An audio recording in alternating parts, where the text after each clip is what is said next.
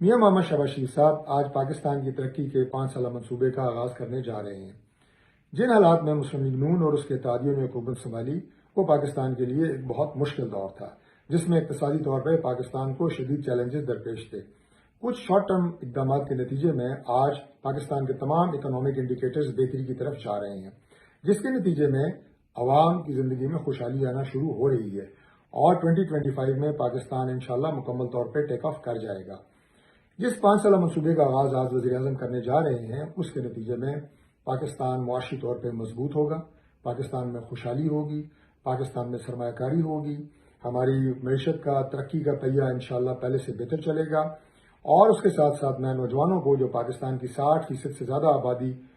پہ مشتمل ہیں، میں انہیں بھی یہ نوید اور پیغام دینا چاہتا ہوں کہ پاکستان آپ کا ملک ہے، آپ پاکستان کی اسٹرینتھ ہیں، اور اس 5 سالہ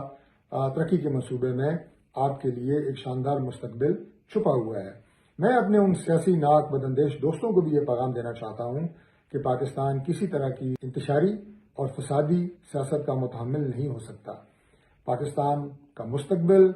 ہماری نوجوان نسل کے ہاتھ میں ہے، ہماری قوم کے ہاتھ میں ہے، اور میاں شہباز شریف صاحب کی قیادت میں جو ٹیم اس وقت سرگرم عمل ہے، انشاءاللہ اس کا عزم ہے کہ پاکستان ان خوابوں کی تعمیل ہوگا جو حضرت قائد اعظم نے پاکستان کو بناتے ہوئے دیکھے تھے اور جو سوچ حضرت علامہ اقبال نے ہمیں دی تھی۔ ہم انشاءاللہ پاکستان کو بہت جلد ایشین ٹائیگر بنائیں گے، اور ہمارے